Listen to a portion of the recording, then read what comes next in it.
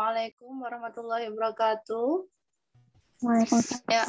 Waalaikumsalam warahmatullahi wabarakatuh. Senang sekali Ibu bisa ketemu kalian semua lagi di sini. Alhamdulillahirabbil alamin. Kita masih diberi kesehatan sehingga bisa belajar sama-sama mungkin ya, belajar sama-sama. Saya bukan membagikan ilmu ya, tapi kita di sini akan belajar sama-sama. Jadi saya mohon nanti teman-teman di sini juga ikut berpartisipasi gitu ya, ada dialog kalau misalnya saya butuh masukan, saya harap teman-teman bisa juga untuk memberikannya. Ya, baik. Dari panitia, tema yang akan dibawakan adalah mengenai to build a solid team. Nah, apa sih solid team itu gitu? Kalian pernah nggak lihat pertunjukan tari misalnya? Pertunjukan tari apa yang sering kalian takjub dengan kekompakannya apa? Ada yang mau saman? Ya, betul, tari saman. Terus kalau di luar negeri ada juga balet yang gerakannya bersama-sama. Kemudian juga ada yang namanya marching band. Pernah lihat? Ya, biasanya di acara-acara yang besar itu marching band di lapangan yang luas ya. Kadang kita takjub gimana mereka bisa berkoordinasi dengan tepat, akurat gitu ya. Nggak yang saling nabrak. Terus membentuk komposisi yang bagus, yang indah dan menghibur gitu ya, menghibur kita semua yang menyaksikannya gitu. Boleh next? Ya. Nah, seperti ini ya yang tadi Ibu sampaikan. Bagaimana mereka bisa kompak, solid gitu ya. Solid itu berarti apa? Solid itu berarti ada benda yang renggang, ada yang solid gitu ya. Solid itu berarti kan bersatu, utuh gitu ya. Nah, tujuannya mungkin di sini kaitannya dengan IPM adalah bagaimana IPM menjadi tim yang solid, tim yang utuh, tim yang kompak, tim yang saling berkoordinasi, bukan bekerja secara sendiri-sendiri seperti itu. Jadi materi atau tema kali ini adalah untuk menggugah kita bersama bahwa sebenarnya kita ini adalah satu tim gitu. Ya, next. Sebelum ke selanjutnya, Ibu mau kasih games ya. Games. Masih pada konsen enggak gitu? Oke, ada yang bisa tiruin ya. Merah, kuning, biru, merah, kuning, hijau, biru, biru. Ayo. Ada yang mau nyoba? Sekali lagi ya. Oke. Nanti yang ini raise hand aja, tolong ini nih ya, di screen ya. Merah, kuning, biru, merah, kuning, hijau, biru, biru. Ya, good. Alhamdulillah. Ya, berarti masih ada sisa-sisa ya, walaupun kalian kayaknya akan Zoom seharian gitu. Nah, oke, kita ke slide selanjutnya. Setelah tebak-tebakan warna.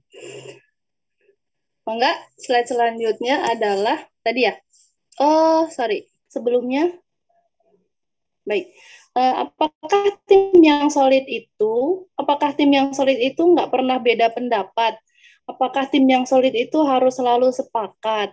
Apakah tim yang solid itu harus selalu mengikuti instruksi leader? Nah, coba saya pengen dari teman-teman di sini ngasih pendapatnya, opininya. Enggak? Benar nggak sih tim yang solid itu tim yang tadi nggak pernah beda pendapat, terus selalu ikut instruksi?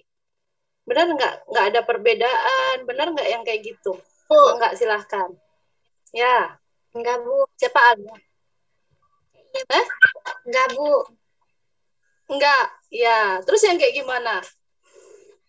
Jadi boleh nggak yang solid itu beda pendapat, terus Ya. tadi misalnya Tidak sepakat, boleh nggak? Boleh, Bu. Boleh. Yang lain selain Alia? Aku, Bu. Ya, enggak. Ami. Karena kan kita tuh di dalam suatu organisasi ya. Di situ juga pasti ada perbedaan pendapat gitu di satu organisasi itu. Nah, karena tujuan organisasi itu sendiri kan untuk memecahkan perbedaan itu sendiri gitu. Karena tujuannya adalah untuk memecahkan persoalan, menyelesaikan tugas gitu ya.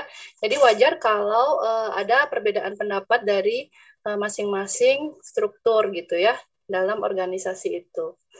Iya.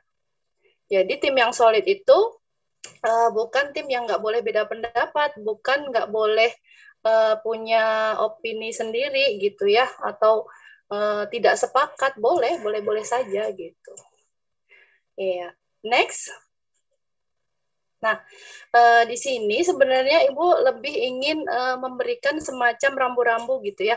Rambu-rambu sebelum IPM ini melaksanakan tanggung jawabnya gitu, melaksanakan tugas-tugasnya gitu. Bagaimana sih membangun suatu tim itu gitu. Tentu dalam hal ini adalah tim yang solid gitu ya.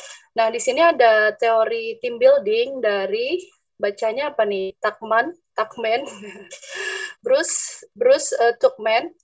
Ya, dia di sini mengatakan bahwa kalau teori yang dia kemukakan ini berfokus pada cara suatu tim mengatasi tugas dari awal mereka terbentuk sampai tim itu selesai menyelesaikan suatu proyek ya, atau sampai kalau kalian berarti sampai selesai kepengurusan dari awal pembentukan sampai dengan kalian selesai nanti di akhir kepengurusan kalian. Nah, bagaimana membangun timnya seperti itu. Di sini kita belajar dari teori ini. Mangga? Seperti apa sih teorinya gitu ya? Kita akan lihat, silahkan. Kalau dalam team building itu ada 4 fase ya. Jadi kalau dia bilang fase berarti tahapan. Jadi seperti tahapan menjadi kupu-kupu tadi, untuk membangun suatu tim itu juga ada tahapannya. Apa aja? Yang pertama adalah forming. Forming itu berarti awal dibentuknya, kemudian storming. Storming itu apa? Yuk, yang bahasa Inggrisnya dapat A. Apa sih di fase forming atau pembentukan ini benar nggak nih? Teorinya ini benar nggak? Kalau misalnya kalian ini mulai ketika awal dibentuk, kemudian kalian diberikan tugas, nah kalian sudah merasa clear belum dengan tugasnya, dengan tanggung jawabnya pada awal-awal masa pembentukan? Maka ada yang mau sharing? Ada apa aja sih ini strukturnya? Ketua, sekretaris, bendahara, kemudian apa lagi? Yang mau bidang, Bu? Ketua bidang. Nah, untuk ketua bidang ada apa? Seni budaya, olahraga, apa lagi? KDI, Kajian Dakwah Islam, PIP. PIP, terus? PIP itu apa? Pengajian ilmu pengetahuan. Oke. Kalau PIP siapa ketua bidangnya? Ayesa. Ayesha. Oke, boleh dong minta sharing Ayesha. Oke. Ayesha minta tolong. Ketika awal-awal dibentuk, Ayesha sudah paham belum tugasnya seperti apa, tanggung jawabnya seperti apa? Insya Allah udah. Oh, insya Allah udah, berarti langsung paham. Ada nggak yang di sini yang sebagai ketua bidang pada awal-awal dibentuk tuh masih seperti meraba-raba ngapain ya tugas saya gitu? Ada yang mau sharing?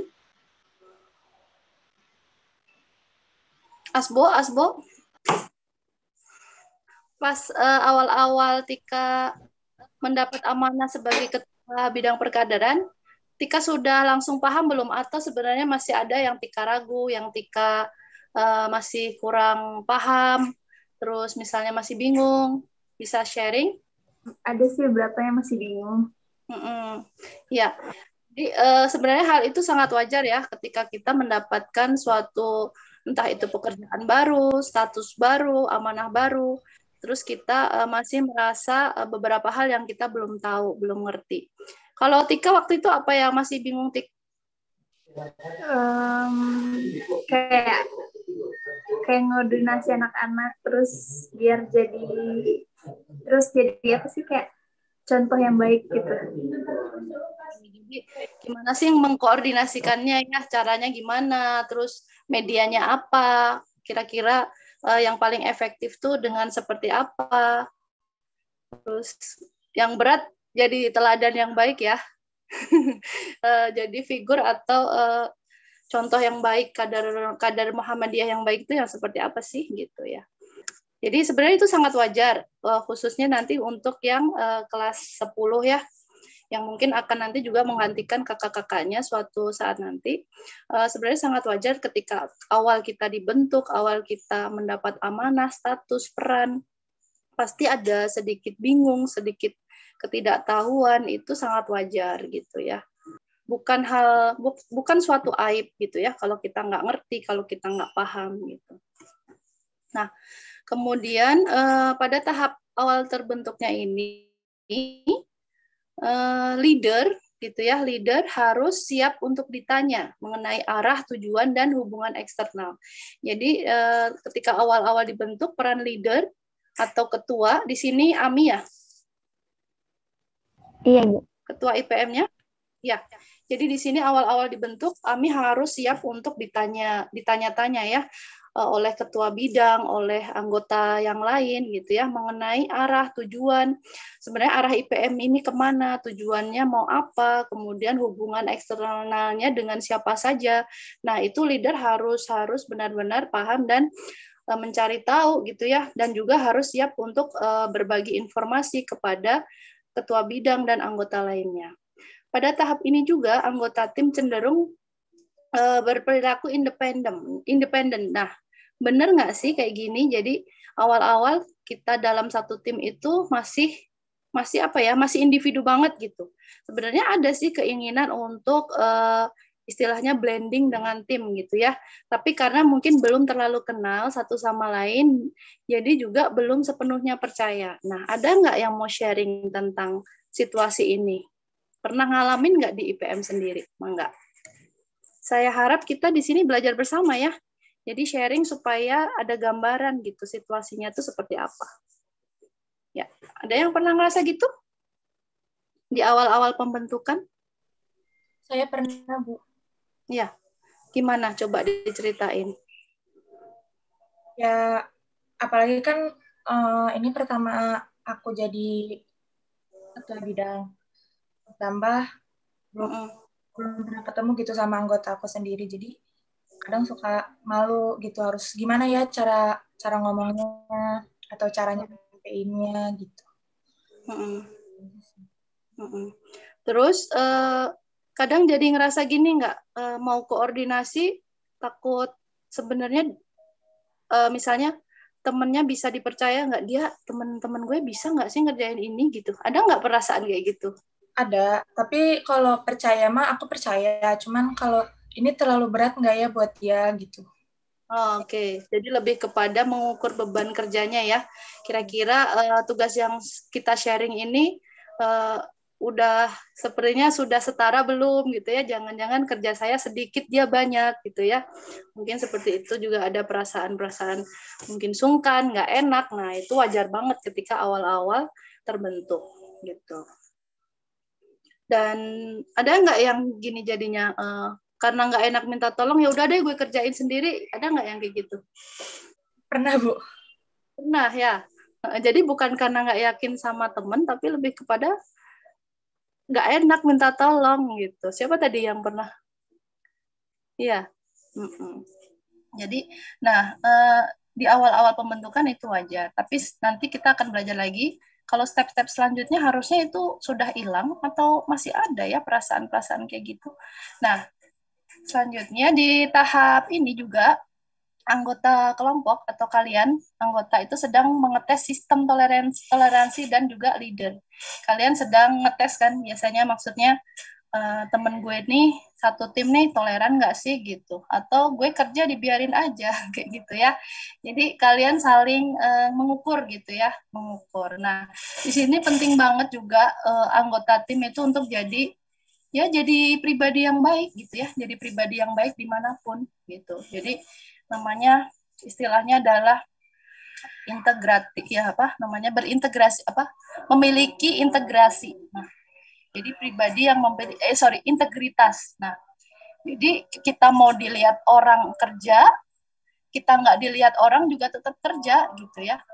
Nah, itu penting banget ya. Kalau kita memang, itu bagian dari iman juga nggak sih? Maksudnya kerja bukan karena dilihat orang, karena ya itu tanggung jawab kita yang harus kita selesaikan. Hubungannya sama Allah gitu, bukan sama orang lagi. Selama kita jadi anggota yang baik, selama kita jadi pribadi yang baik, kita menjadi anggota tim manapun baik. Bisa dipahami sampai sini?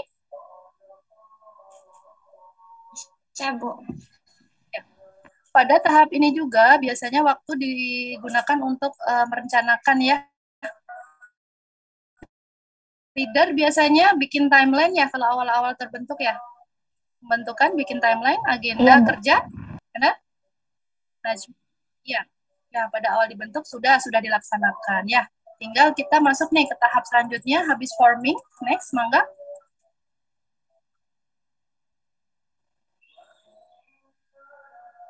Habis forming, slide selanjutnya.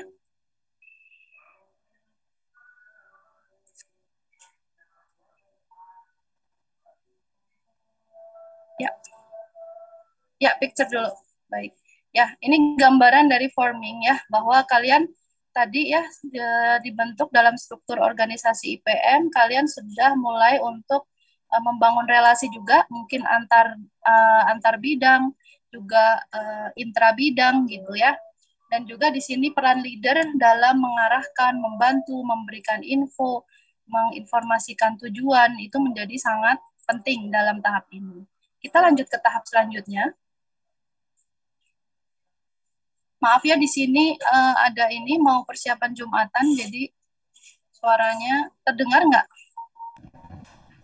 Dengar, Bu. Dengar, Bu. Oke, di fase kedua, storming. Nah, di sini itu ada gambar apa tuh? Ada gambar gajah ya. Cuman kalau kita disuruh merem, terus kita megang gajah, sama-sama nih anak IPM, ada gajah satu, dipegang dari berbagai sisi ya. Ada yang bilang kalau gajah itu apa? Ular. Ini tuh ular. Kenapa? Karena dia pegang belalainya gitu. Ini dinding karena dia pegang badannya. Ini tali karena dia pegang ekornya gitu ya. Ini pohon karena dia pegang kaki gajah yang besar dan sebagainya. Jadi itu apa? Itu adalah persepsi ya. Sudut pandang, kita memandang suatu persoalan. Kalau yang bawahnya, coba kalian tebak gambar apa? Anjing laut bukan ya, Bu? Siapa ini? Saida. Anjing laut bukan, Bu? Anjing laut. Ya, anjing laut, singa laut. Udah itu aja. Ada yang lain? Ada yang melihat binatang lain? Kuda, Bu. Ya, yes. Kuda. Jadi itu bisa jadi kuda, bisa jadi anjing laut atau singa laut. Gitu ya. Jadi bagaimana satu objek, satu masalah dalam organisasi itu bisa dimaknai secara berbeda-beda ya oleh anggotanya gitu. Pernah nggak kalian beda pendapat apa gitu, persepsi tentang suatu persoalan? Bisa share di sini mungkin dari Ami yang sudah menemukan masalah atau tantangan, mangga.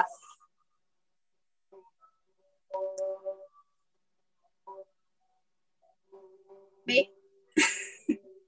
Apa ya, Bu? Apa gitu sama teman, beda persepsi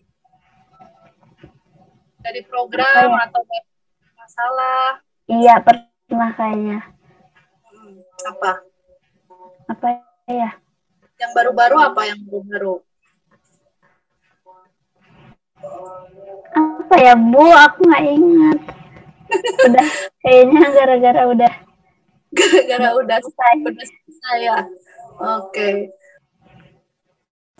Jadi misal aja di dalam menentukan tema acara kali ini aja misalnya atau subtemanya gitu ya. Ini tuh nggak usah, ini tuh perlu gitu ya, misal kayak gitu. Nah, jadi berbagai persepsi kita dalam memaknai suatu masalah itu wajar. Jadi kalau di organisasi beda pendapat itu sangat wajar dan sebaiknya tidak dimasukkan ke dalam apa? Ke dalam hati ya. Gitu. Maksudnya jangan baper gitu, jangan terlalu baper. Baper boleh tapi jangan terlalu baper gitu ya. Kalau misalnya udah mulai baper harus ingat lagi nih, tujuan kita berorganisasi apa sih gitu. Nah, karena organisasi kita nggak bisa menonjolkan kita sendiri ya, namanya juga organisasi, dari individu-individu bekerja sama untuk mencapai satu tujuan. Terus, jadi tadi persepsi ya, persepsi. Nah, jadi tahap kedua adalah storming. Storming itu ya tadi mulai beda pendapat, mulai nggak sepakat, itu storming. Ya. Kemudian juga mulai mengidentifikasi tugas-tugas. Kadang juga ini ya, yang poin kedua, perbedaan ide dapat membandingkan atas kekuasaan, sehingga fase ini kalau nggak dikelola dengan baik dapat menghancurkan tim gitu ya. Jadi kayak misalnya kerjaan lo, itu kan kerjaan gue, kalau yang lakuin misalnya kayak gitu ya. Jadi kalau itu nggak di-manage dengan baik, bisa-bisa timnya hancur atau juga hubungannya jadi jelek dan nggak bisa diperbaiki lagi gitu ya.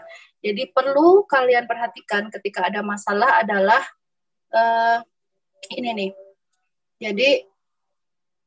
Jadi nomor 3 bahwa bukan fokusnya adalah untuk adu kekuatan, adu hebat-hebatan gitu ya, adu argumen menang-menangan gitu ya. Tapi lebih kepada fokus pada tujuan-tujuan dan jangan sampai kita terganggu dengan emosi kita sendiri gitu ya, emosi teman gitu ya. Tapi kita harus fokus sama tujuan IPM ini apa gitu ya. Jadi kalau sudah mulai muncul saling ego, coba diredam dulu ya, diredam dulu, menenangkan diri dulu, kita pikirin lagi ya, karena bukan mau hebat-hebatan kan dalam organisasi seperti itu. Nah, pada fase ini juga kalau tim terlalu fokus pada mufakat, mereka akan membuat keputusan pada suatu rencana yang kurang efektif dalam melengkapi tugas kelompok. Gini, maksudnya adalah kalau kita terlalu menunggu semuanya harus setuju baru ambil keputusan. Kira-kira gimana yang terjadi? Enggak?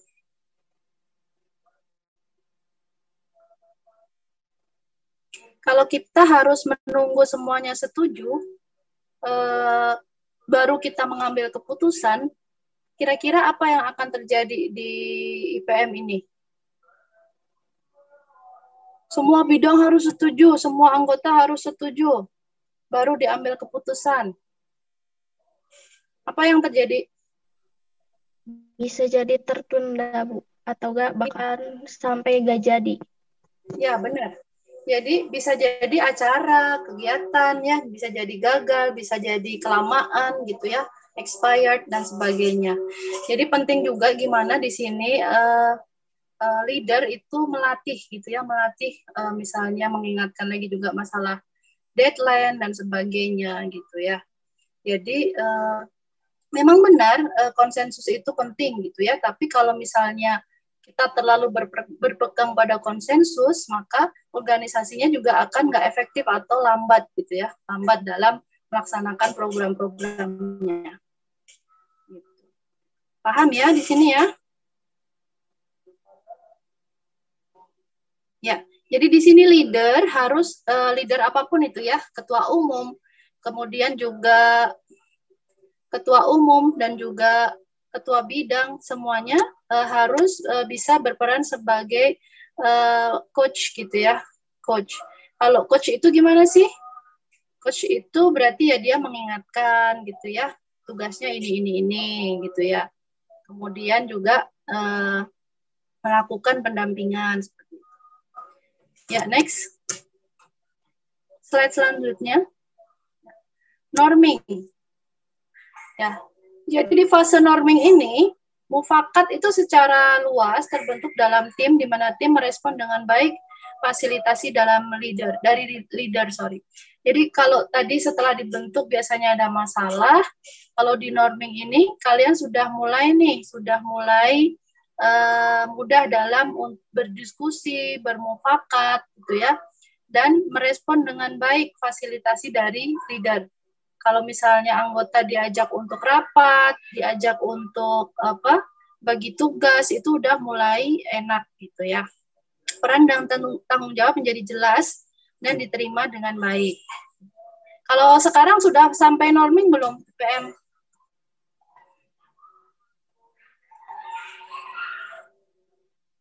Sudah mulai enak belum koordinasinya dan sebagainya?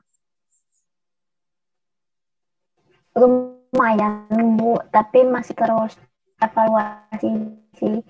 Karena kadang ada masanya perlu koordinasi ulang dan lain-lain gitu. Oke.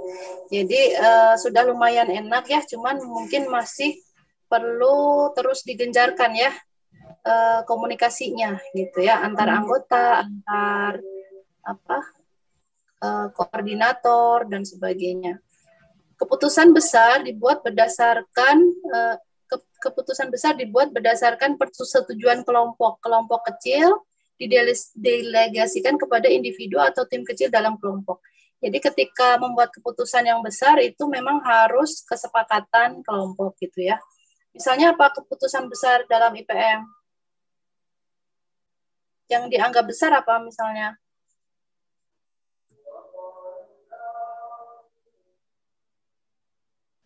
Nih, waktu pas awal bagi peran mungkin ya Bu, menurut aku yang paling besar. Waktu apa? Waktu bagi peran yang waktu bagi bidang ini kan itu cocok-cocokan juga, terus awalnya mulai dari ketua bidangnya, terus sekretaris bidangnya, ke anggota-anggotanya, milah-milah masuk. Ya, milah-milah. Siapa yang cocok di posisi ini, siapa yang cocok di posisi itu, gitu kan? Iya. Kemudian siapa yang cocok untuk tugas ini, siapa yang cocok untuk tugas itu. Nah, itu adalah keputusan besar. Karena kalau itu salah diambil juga nanti pekerjaannya hasilnya nggak optimal gitu ya. Juga keputusan besar misalnya mengenai suatu acara, kegiatan, itu juga merupakan keputusan besar. Nggak bisa diputuskan sendiri. Komitmen dan persatuan menjadi kuat. Tim juga mungkin mengalami aktivitas sosial dan bersenang-senang bersama. Nah, kalian punya event khusus nggak nih buat have fun bareng IPM gitu? Se-IPM-nya doang, Bu? Ya. Udah belum? Belum nih kayaknya. Belum ya? Berarti mungkin perlu diagendakan tuh ya. Have fun bareng itu ternyata penting ya. Di sini disebutkan bisa memperkuat komitmen gitu ya. Bisa membuat namanya kalau di psikologi itu belonging, saling memiliki gitu ya. Jadi kedekatan itu kan juga kalau kita dekat, kita pernah have fun itu kayak ngobrol enak, terus minta tolong enak gitu kan. Terus diskusi enak, nggak setuju juga nggak yang kaku, tapi pakai hahaha gitu ya. Jadi mungkin ini perlu diagendakan. Nah, atau juga ya mungkin bisa dipikirkan ya kalau misalnya masa pandemi kayak gini, have fun-nya yang kayak gimana ya, sama-sama bareng-bareng gitu. Nobar atau misalnya yang interaktif apa karaoke gitu. Nah, kemudian tim berdiskusi dan berkembang dalam proses dan gaya kerja.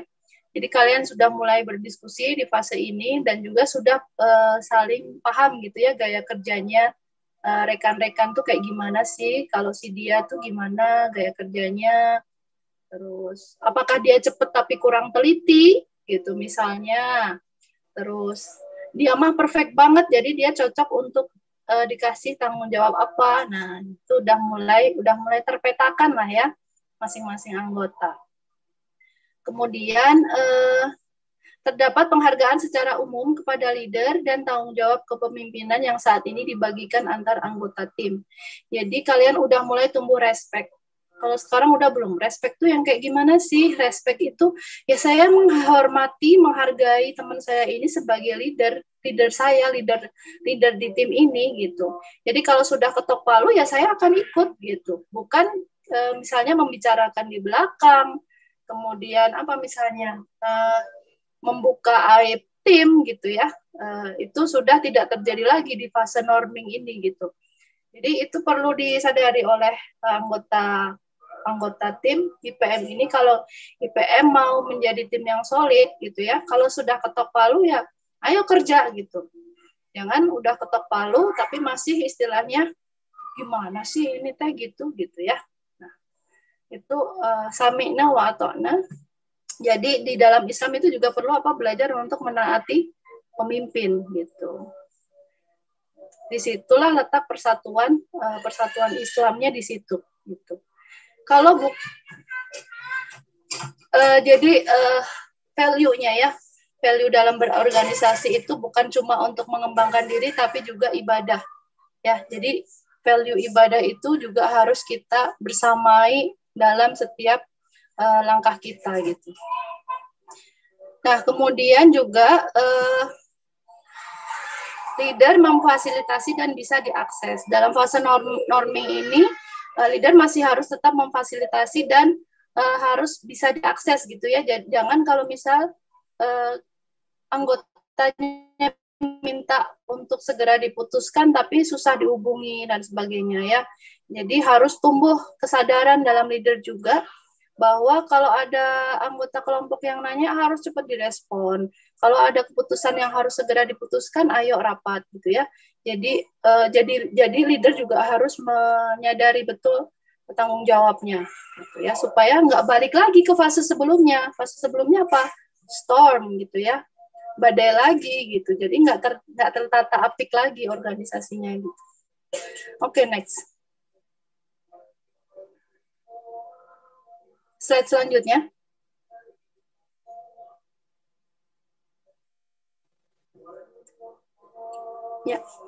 Ya, jadi di norming itu sudah muncul kesadaran bahwa we are a team gitu ya.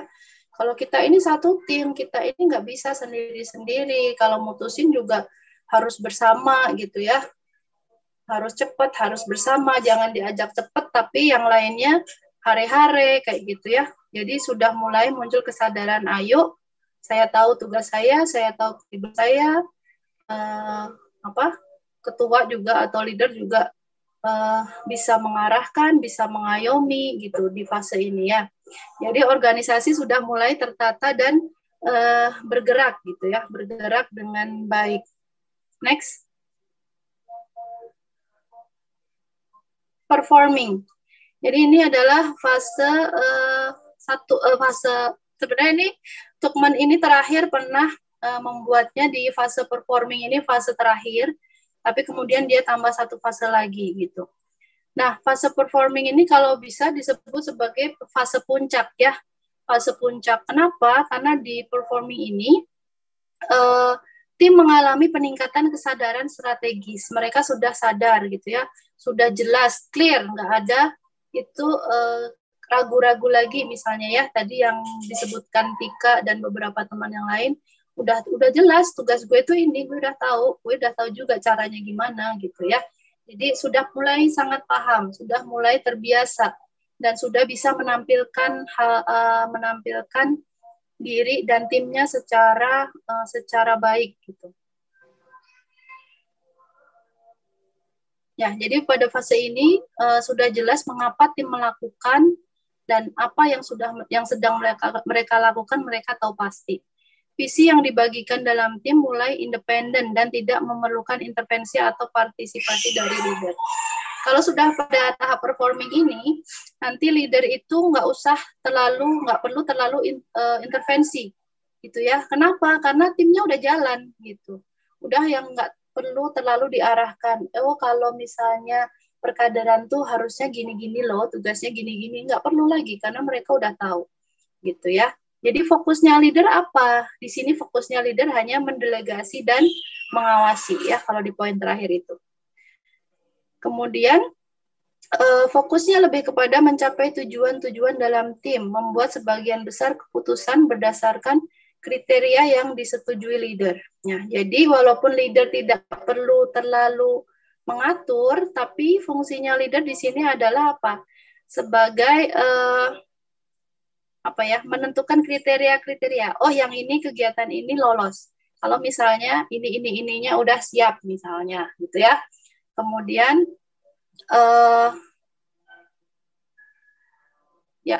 jadi juga keputusan besar itu masih di leader ya. Tapi kalau keputusan-keputusan kecil itu sudah bisa diputuskan sendiri di tataran timnya, tim di bawahnya. Ketidaksetujuan pada fase ini diselesaikan dengan tim secara positif ya. Kalau di fase sebelumnya tuh ada yang hubungan udah enak, udah fun, udah terbuka satu sama lain gitu ya. Jadi kalau ada yang nggak sepakat itu nyantai gitu. Nyikapinnya tuh bukan yang tegang, bukan yang pokoknya gue yang benar, enggak, udah yang oh iya gitu ya. Maksudnya yang saya paham maksud dia kayak gitu ya. Jadi menyelesaikannya secara positif gitu ya. Karena hubungannya udah enak di fase sebelumnya. Nah, dan memerlukan perubahan untuk berproses dan struktur dibuat oleh tim. Jadi udah mulai enak tuh koordinasinya, siapa yang mau di posisi ini, siapa yang mau ngerjain itu udah sangat fleksibel. Udah masing-masing udah tahu kapannya, kemudian harus gimananya, udah tahu. Tim dapat bekerja mencapai tujuan dan menjaga relasi. Ya, jadi sudah nggak perlu dinasehatin atau nggak perlu dikasih tahu juga harusnya kamu tuh nggak gitu sama teman kamu, sama rekan satu tim kamu. Nggak, mereka udah nyaman gitu ya. Tim saling mengawasi. Nah, di sini saling mengawasi berarti adalah tujuan kita udah tercapai belum gitu ya. Jadi saling mengawasi, saling mengingatkan, dan itu udah sangat enak gitu jalannya. Nggak merasa diperintah, nggak merasa disuruh gitu ya, tapi merasa diingatkan tanggung jawabnya. Tim perlu delegasi atas tugas dan proyek dari leader. Jadi leader tugasnya adalah mendelegasi ya, sekali lagi mendelegasi. Kamu di bidang ini, kita akan punya acara ini misalnya ya. Jadi tugasnya itu, namun namun sudah tidak perlu instruksi lagi dan juga pendampingan. Nggak perlu didampingi, perkaderan didampingi sampai selesai proyeknya, kemudian Asbo didampingi sampai selesai proyeknya, itu udah nggak perlu. Cuman tinggal dicek-cek aja, kayak gitu ya. Kalau sudah di fase performing. Oke, next. Fase. Nah, ini nih gambaran enaknya fase performing ya. Semua udah nyaman, semua udah nggak ngerasa bahwa kok lo kerjanya sedikit, gue banyak, udah nggak ada perasaan itu. Tapi semuanya bekerja sama, sudah tahu bagiannya bahwa IPM ini yang paling utama, bukan saya, bukan dia, gitu ya. Tapi benar-benar sudah istilahnya udah memiliki IPM gitu. Oke, next. Adjourning, fase terakhir yang ditambahkan oleh Cukman adalah ketika proyek berakhir, ketika IPM strukturnya, IPM kalian kepengurusan kalian sudah dibubarkan. Nah, fase ini dikenal sebagai fase kesedihan atau berkabung gitu ya. Ya, kita nggak sama-sama lagi deh, misalnya kayak gitu ya. Karena pertumbuhan anggota ditutup dan merasa kehilangan karena pengalaman berorganisasi sudah berakhir gitu ya. Jadi ini fase terakhir dari yang dikemukakan oleh Tukman.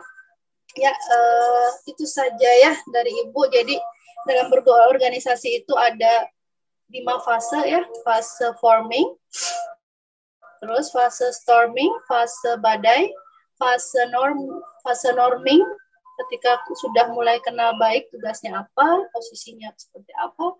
Fase performing sudah sangat enak untuk berjalan gitu ya, berjalan bersama-sama.